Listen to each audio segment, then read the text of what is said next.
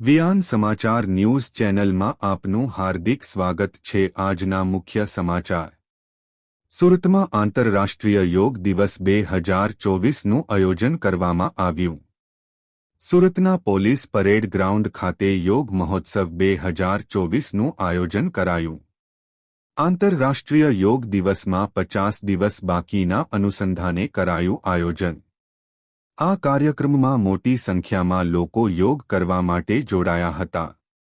આ કાર્યક્રમમાં નાની વયના બાળકોથી લઈ મોટી ઉંમરના પુરુષો અને મહિલાઓ જોડાયા હતા।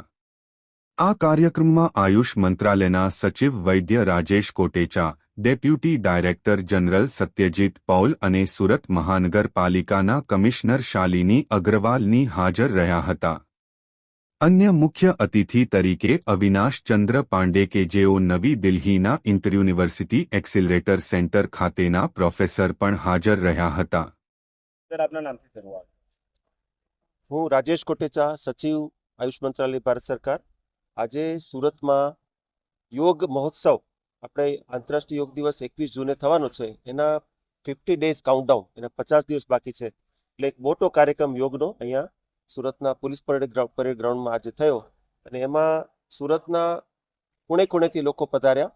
આખું મેદાન ભરેલું હતું અને સવારે 6 વાગ્યાથી બધાએ મળીને યોગાભ્યાસ કર્યો। મૂળ આપણે 100 દિવસ જ્યારે યોગ દિવસના બાકી હોય ત્યારે પ્રત્યેક દિવસે એક કાર્યક્રમ કરીએ છીએ, એટલે આખા દેશમાં એના વિશે એક જાગૃતિ આવે ને અને આંતરરાષ્ટ્રીય યોગ દિવસને આપણે બહુ મોટા પાયે આપણે મનાવી શકીએ। એના એ કડીના ભાગરૂપે 100 દિવસનો કાર્યક્રમ દિલ્હીમાં થયો, 75 દિવસનો કાર્યક્રમ પૂનામાં થયો અને આજે 50 દિવસ કાઉન્ટડાઉનનો કાર્યક્રમ સુરતમાં થયો। અને સુરતમાં આ કાર્યક્રમની વિશેષતા એટલા માટે છે કે આ ગુજરાત યોગ બોર્ડ સાથે મળીને આયુષ મંત્રાલયને આયોજન કર્યું।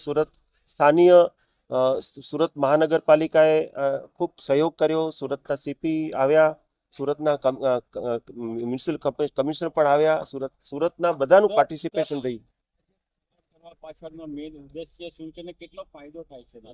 આપણે બધા જાણીએ છીએ કે આ 10મું વર્ષ છે યોગ દિવસનું અને યોગ દિવસ જ્યારે આપણે યુનાઇટેડ નેશન્સ તરફથી આંતરરાષ્ટ્રીય યોગ દિવસની માન્યતા ભારતના પ્રયાસથી મળી પછી આખા વિશ્વમાં યોગ વિશે જાગૃતિ આવી છે। એટલે યોગ છે એ માત્ર શરીરને સ્વસ્થ કરે એવું નથી, શરીર, મન અને આત્મા બધાને સ્વસ્થ કરે।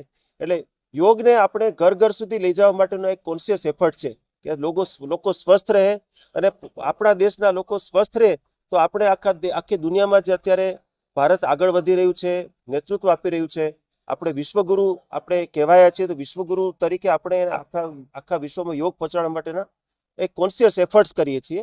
એના ભાગરૂપે આપણે આ કાર્યક્રમો કરીએ છીએ। એટલે આ ખાલી એક ગેટ ટુગેધર નથી, પણ એક કોન્શિયસલી લોકોમાં બિહેવિયર ચેન્જ લાવવાનો એક પ્રયત્ન છે કે લોકો પોતાના જીવનમાં યોગને ઉતારે, યોગના અભ્યાસ કરે, પોતાના પરિવારને મોટિવેટ કરે, આસપાસના લોકોને યોગાભ્યાસ કરાવે।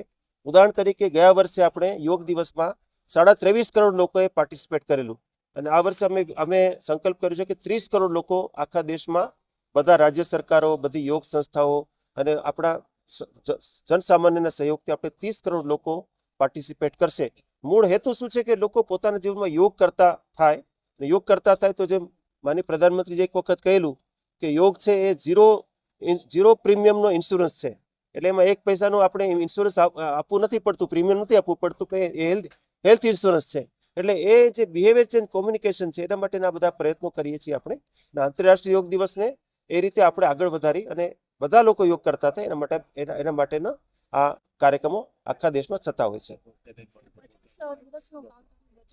પ્રત્યેક દિવસે દેશના દરેક ક્ષેત્રોમાં આવા કાર્યક્રમો કરીએ છીએ। પ્રમુખ મોટા કાર્યક્રમો 100 દિવસ, 75 દિવસ, 50 દિવસ અને 25 દિવસ એવી રીતે કરીએ છીએ। હું આપના માધ્યમથી સુરતની જનતાને હું એક મારા કોમ્પ્લિમેન્ટ્સ, વધામણા પણ આપવા માંગુ છું કે પાછલા દિવસોમાં આપણે 1 જાન્યુઆરીએ જ્યારે આપણે યોગનો એક કાર્યક્રમ સુરતમાં કર્યો અને એને વર્લ્ડ રેકોર્ડ મળ્યો, Guinness book of world record મળ્યો। એટલે સુરત માટે યોગ નવું નથી। મને લાગે છે કે સુરત ધીરે ધીરે યોગ, જેમ સુરત છે એ સ્વચ્છ શહેર છે, દેશભરનું સૌથી સ્વચ્છ શહેર, એવી રીતે સુરત યોગનું શહેર પણ બનવા જઈ રહ્યું છે એવું મને લાગે છે।